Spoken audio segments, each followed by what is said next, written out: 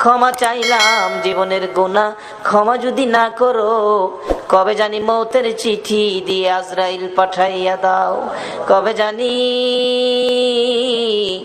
গর্তে বাহির করবে রে, আর ঘরের ভিতরে নিবে না। উঠানের কিনারে পর্দা টানাইয়া জীবনের শেষ গোসল করাবে রে। আদুরের সন্তানেরা ঘরের বারিন্দায় দাঁড়ায়া দাঁড়ায়া কাঁদবে আর ডাকবে বাবা গো, পর্দার ভিতরে কিসের গোসল করো গো বাবা। মা টাইনা টাইনা বুকে জড়াবে, আইরে আমার এতিম, আজকাল থেকে তোমরা এতিম হয়ে গেছো।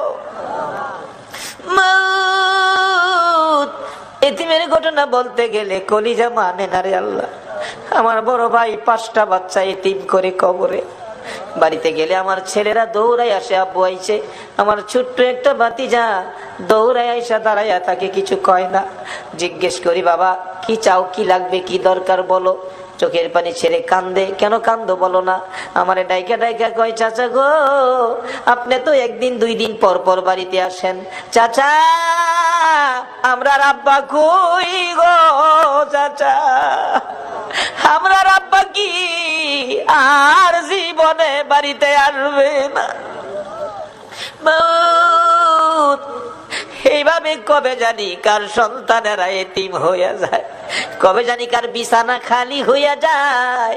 ওই দিন আসার আগে তোমার ঘর মসজিদের পক্ষ থেকে আয়োজিত মাহফিলে আমরা যারা হাত বাড়াইছি গো, ফিরাইও না ঘুরাইও না, আমরা তুমি মাফ করে দাও। আল্লাহ জীবনের গুনাহ মাফের আসার দরখাস্তের পর আরেকটা দরখাস্ত করি, তুমি কিন্তু রাগ হইও না। আমি জানি না হাজার হাজার মানুষ এত রাত পর্যন্ত বসে হাত বাড়াইছে, টাকা চাইলে লোকেরা জায়গা, আজকে লোকগুলো গেল না, বসে রইল। আমি জানি না রে কার মনে জানি কি দুঃখের পাহাড়, কার মনে জানি ব্যথা। হুজুর আমরার মা নাই গো, মা নাই। কার মনে জানি ব্যথা, বাবা নাই গো, বাবা নাই। যেই বাবা মাথার গাম পাতাই ফালাইয়া রোজগার করে মানুষ করেছে গো, যেই বাবা জমি জামা সই সম্পদ জুড়াইয়া আজকে বাবা দুনিয়ায় নাই। হুজুর বাবা কত আদর করতো গো, শেষ বয়সেও বাবা বাজারে গেলে জগ ভর্তি দুধ কিনতো, 2 কান্দা 3 কান্দা কলা লইতো, আমের সিজনে 15 কেজি 20 কেজি আম লইতো। বাবা হাঁটতে পারে না, তারপরও দুধ কিনা আম কিনা কলা কিনা বন্ধ করে না। লোকেরা জিগায় বুড়া বয়সে এই পূজা কার জন্য বইতাছো, নিজের জান চলে না কেন এইগুলি লইছো। বাবা একটা চোখের পানি ছেড়ে দিয়ে চিৎকার মারছে, বন্ধুরা রে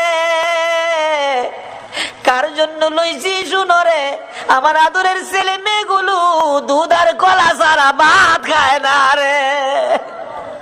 দুধ কলা যেই বাবা খাওয়াই তোর, এই বাবা কার জানি খবরের আল্লাহ। ওই মা জানি কার খবরে গো। মার কুলে তাইকা মার কুলে কত পসরা পায়খানা করছি, অন্য মহিলারা নাকে কাপড় দিত, তোমার আমার মা জীবনে কোনদিন নাকে কাপড় দেয় নাই। মা সন্তানেরা যদি কোথাও যাইতো, রাত্র 12টা 1টাও যদি বাজছে, সারা গ্রামের ঘরের দরজা বন্ধ হয়েছে, মা দরদি দরজাটা খুইলা বিনাইয়া বিনাইয়া কাঁদছে। একটা গাছের পাতা যদি পড়ছে, একটু আওয়াজ যদি হয়েছে, মা 2 কদম সামনে গিয়া একটা চিৎকার মারছে, বাবা আইসনি, আমি তোমার মা দাঁড়াইয়া রইছি। বাবারে বাড়ির দিকে তাকাইয়া দেখো, এই দরজা জালি কার বন্ধ হইয়া গেছে। এই মারে কবরে শুয়াইয়া, বাবারে কবরে শুয়াইয়া চোখের পানি কার জন্য রাখছো। মাহমুদ রে, মায়ের অভাবী ছেলেরা কি করে। এতদিন তো শুধু বলতাম, এখন তো নিজেও মার অভাবী। একটা মায়ের অভাবী ছেলে বিদেশ থাকে, সপ্তাহ সপ্তাহ টেলিফোন করে, মা মা তুমি কেমন আছো, আমারে জানাইও। মা কই বাবা বিদেশ গেছো টাকার জন্য, সপ্তাহ সপ্তাহ টেলিফোন করে টাকা নষ্ট করলে কেমনে হইব? টাকা চিনো রে বাবা, টাকা চিনো। ছেলেটা টেলিফোন করে বলতেছে, মা মা গো, আমার বাধা দিও না গো মা, আমি টাকা চিনি না, আমি চিনি আমার দরদি মা। সপ্তাহ সপ্তাহ টেলিফোন। হঠাৎ করে মা স্ট্রোক করে মারা গেছে।